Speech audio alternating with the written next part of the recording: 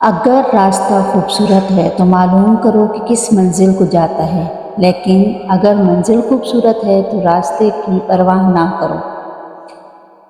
اگر آپ دنیا میں کامیاب ہونا چاہتے ہیں تو پہلے ناکامی کا استقبال کرنے کا حوصلہ پیدا کریں۔ جن میں تنہا چلنے کے حوصلے ہوتے ہیں، ایک دن انہی کے پیچھے قافلے ہوتے ہیں۔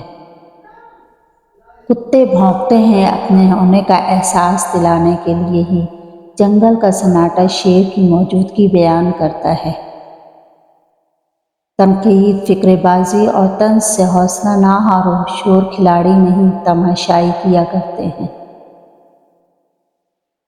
محنت اتنی خاموشی سے کرو کہ تمہاری کامیابی شور مچا دے۔ منزلیں چاہے کتنی ہی اونچی کیوں نہ ہو، راستے ہمیشہ پیروں کے نیچے ہوتے ہیں۔